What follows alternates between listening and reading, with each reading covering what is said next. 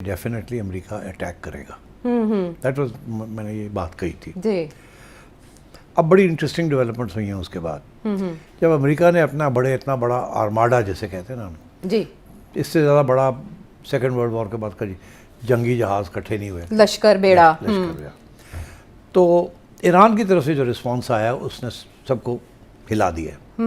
Iran ने बड़ा खुल के ये कहा है कि हम क्या करेंगे अगर ऐसा हुआ तो हमारे ऊपर कहीं से भी अटैक आई तो हम ऐसा रिस्पांस करेंगे कि फिर आप याद रखेंगे, जिस पे उन्होंने बड़ा क्लियरली कहा कि इजराइल को भी टारगेट करेंगे जी, गल्फ स्टेट्स को भी टारगेट करेंगे, अमेरिकन बेसिस को भी टारगेट करेंगे जी। और सबसे इम्पोर्टेंट स्ट्रेट ऑफ हॉर्मुज़ जहाँ से 25% दुनिया की तेल जाता आता है जी, उसको बंद कर दें, चोक पॉइंट। चोक पॉइंट कर 25% रह गया तो आप सोचिएगा तेल की कीमतों का क्या हो जाएगा, क्या बनेगा। और हमारे जैसे मुल्क तो उड़ जाएंगे बिल्कुल।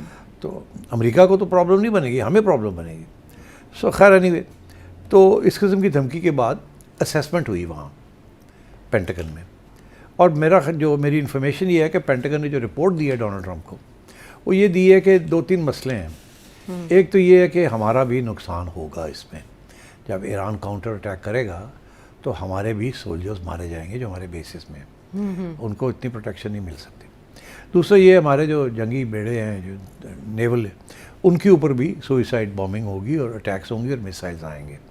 और यहाँ तक कि कुछ लोग ये भी फिक्र कर रहे थे कि जो उनके एयरक्राफ्ट कैरियर है, खा वो 700-800 किलोमीटर दूर है, तो अरेबियन सी में, इंडियन ओशन में उन्हें दूर करके रखा, मगर ईरान की मिसाइल्स वहाँ तक भी पहुँच सकती हैं, मगर because it's a big ocean तो इट्स, और वो चल भी रहा है, एक जगह पे खड़ा नहीं है, तो it might be not so easy, but still it can come under attack. और ईरान ने तो कहा कि हम उसको अटैक करेंगे। जी, उन्होंने कहा है ये मुमकिन है, बिल्कुल पॉसिबल है, 100% पॉसिबल है। अच्छा, इससे ज़्यादा जो ख़तरा है वो ये है कि जो मिसाइल्स हैं, सुपरसोनिक मिसाइल्स, वो सारी जो हैं दे विल ऑल इसराइल तक पहुंच जाएंगी, और उनको जो सो कॉल्ड डोम है उसको रोक नहीं सकेगा। उनमें से बहुत सी जो है वो गिरेंगी और कैजुअल्टीज़ होंगी। और क्या इसराइल तैयार है इसके लिए कि नहीं? इसीलिए इसराइल की तरफ से अभी कोई बयान नहीं आ रहा कि अटैक करें। अभी डोनाल्ड ट्रंप खुद ही लगा हुआ था जी। आपने देखा कोई बयान नहीं आया नेतन्याहू से कि जी आप करें, अभी करें। लॉकडाउन सब सोचों में पड़ गए हैं कि ईरान क्या कर सकता है काउंटर। और ईरान की तरफ से ये है कि हम जब नीचे जा रहे होंगे तो हम हर कुछ सबको लेकर डूबेंगे, हम नहीं छोड़ेंगे। तो एक तो ये इसके ऊपर थोड़ा सा गौर फिक्र शुरू हो गया। अच्छा, अब बड़ी इंटरेस्टिंग बात ये है कि डोनाल्ड ट्रंप ने पहले ये कहा, जिससे अब लगता है ऐसे है कि अब जहन में थोड़ी सी कन्फ्यूजन आ गई डोनाल्ड ट्रंप के, करना है कि नहीं करना, और अगर करेंगे तो क्या होगा। पहला तो ये था कि हम क्यों जा रहे हैं वहाँ, हम इसलिए जा रहे हैं कि न्यूक्लियर ख़त्म करने के लिए जी, मगर वो लोग कहते हैं वो तो आपने पहले मिडनाइट हैमर में आपने कहा ऑब्लिटरेटेड, हमने कर दिया ऑब्लिटरेटेड, तो आप क्या करने जा रहे हैं? पहले तो ये कहा कि जी न्यूक्लियर के लिए जा रहे हैं, जब लोग आपने आगे से जवाब दिया वो तो आपने कर लिया हुआ पहले। अच्छा, फिर कहा नहीं वो जो मिसाइल जो है ना जिससे बहुत खतरा है, वो मिसाइल रेजीम को हमने डिसमेंटल करना है। न्यूक्लियर तो खत्म हो गया मगर इनकी मिसाइल भी बड़ी थ्रेट पोज करती हैं to Israel and to our bases, उनको भी खत्म करना है हमने। ठीक है, तो जब ये पता चला कि उनके पास तो इतनी है कि आप ख़त्म ही नहीं कर सकते, वो सारी लॉन्च हो जाएंगी और वो छुपी हुई हैं, कितनी को आप रोकेंगे? आपके पास एंटी मिसाइल नहीं है आपके पास, वो शॉर्टफॉल है, शॉर्ट सप्लाई है। अगर आपको 100 चाहिए तो आपके पास सिर्फ 25 हैं इस वक्त। अच्छा। मतलब है कि ये परसेंटेज है, तो इसलिए वो भी आप नहीं रोक सकते। तो फिर आखिरी स्टेज पे ये कहा कि नहीं वो हम तो बचाने जा रहे हैं उन लोगों को जो कि मुजाहरे कर रहे हैं और उनको ये फांसी देना चाहते हैं, तो हमने इनको ये धमकी दी है कि आप रोके नहीं तो हम आ रहे हैं। तीसरी एक्सक्यूज दी है। अच्छा, अब वो क्या हुआ है कि वो जो सो कॉल्ड डेमोन्स्ट्रेशंस हो रही थी वो मिड जनवरी में ख़त्म हो गई, उनको ईरानियंस ने काबू कर लिया, और जिन लोगों को गोली वोली चली जो मर गए। अब वो भी इशू नहीं रहा क्योंकि अब कोई नए डेमोन्स्ट्रेशंस नहीं हो रहे, वो ख़त्म हो गए।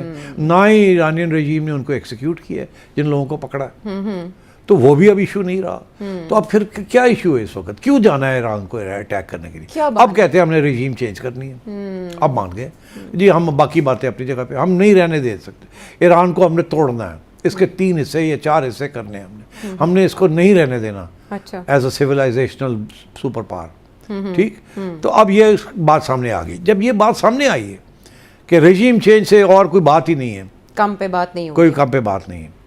तो अब सोचा ये कि कैसे रेजीम चेंज कैसे करेंगे।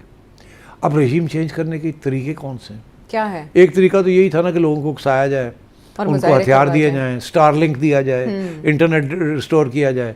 वो इंटरनेट भी बंद हो गया। रूस और चाइना ने हेल्प की ईरान की और इंटरनेट ब्लॉक हो गया। वो तो तवक्को ही नहीं कर सकते थे कि ये हो सकता है। इसी तरीके के साथ टर्की ने हेल्प की है ईरान की।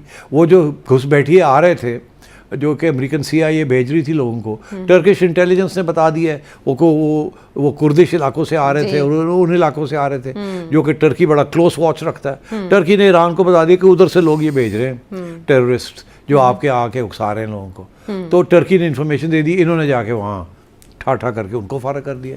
तो वो भी जो था एक अटैम्प्ट हो रही थी वो भी ख़त्म हो गई। अब रह गए जो लोग डेमोन्स्ट्रेट कर रहे थे वो भी इन्होंने मारकुटाई करके रोक दिया। तो अब कोई अमेरिका के पास बड़ा मुश्किल हो गया, रेजीम चेंज कैसे करेंगे। वो जो सारे तरीके थे रेजीम चेंज, अब ये है कि कुछ जर्नल ये कह रहे हैं कि नहीं नहीं नहीं नहीं, अब ये रेजीम चेंज करने का यही तरीका है कि पहले एक बमबारी की जाए लंबी, जल्दी से जल्दी प्रीएम्प्टिव बमबारी की जाए और हेडक्वार्टर्स को टारगेट किया जाए और उसके साथ कोशिश ये की जाए कि ईरान के अंदर कोई कू हो जाए। ईरानियन गार्ड्स जो हैं वो खोमेनी के खिलाफ या ये करंट इनके खिलाफ कोई खड़े, जैसे वेनेजुएला में इन्होंने करवाया था जैसे करवाया था। हाँ। मगर प्रॉब्लम यहाँ ये आ रही है कि यहाँ वो मौका नहीं मिल रहा इनको। यहाँ सारी आइडियोलॉजिकल रजीम है, ये इससे इतने नहीं मुतासर होते जितने वेनेजुएला के अंदर जी, वो फदारी का हल्फ उठा के। हाँ, नजरियाती तो ये नजरियाती रजीम है, इसको इतना हो सकता है, ऐसी नहीं बात, मगर इट्स नॉट सो ईजी। फिर किसी ने ये कहा कि अच्छा फिर और कोई तरीका तो यही है कि खोमेनी साहब को फारग किया जाए। ठीक। तो फिर किसी ने कहा हाँ वो तो हम कर सकते हैं, हमारी इंटेलिजेंस है, ग्राउंड पे भी लोग हैं, हमें पता है वो कहाँ आते जाते हैं। अच्छा। वो तो हम कर सकते हैं। तो किसी ने कहा कि अगर आप वो करेंगे तो फिर सर कट जाएगा, जब सर कट जाएगा कन्फ्यूजन हो जाएगी, शायद कोई मॉडरेट फोर्स आ जाए। मॉडरेट फोर्स आ गई तो आप समझे रेजीम चेंज हो गई, फिर वो हमारे साथ बात करेंगे, फिर हम अपनी टर्म्स बनवाएंगे। फिर किसी ने ये कहा कि खुदा खौफ करो, अगर आपने खोमेनी को टारगेट किया तो ये शिया रजीम है, ये इराक़ के अंदर सब जगह पे जहाँ शिया है, जहाँ इनके आइलैंड्स हैं, वो सब जगह पे फट पड़ेंगे वो। This will become a religious thing. ठीक, आप इसको ना करें ऐसे, ये आपने रिलीजियस फिगर है वो, he is not just a political figure. आपने उनको किया ये तो सब जगह पे शिया खड़े हो जाएंगे और अमेरिका के ख़िलाफ़ ऐसी जंग शुरू हो जाएगी, ऐसी खून खराबा हो जाएगा, आप यकीन नहीं कर सकते। इराक़ स्पेशली और भी इसी किस्म के जो एरियाज़ हैं जहाँ शिया मेजॉरिटीज़ हैं, या अभी कुवैत ले लें, वहाँ तो एक सुन्नी रजीम है, वो तो 2 दिन नहीं चल सकेगी वहाँ। एंड और वो अमेरिकन बेस है, बहरीन, ये वो सब ऑल दीज प्लेसेस। तो ये अब किसी ने कहा ये सोचे भी ना आपका ये तरीका है।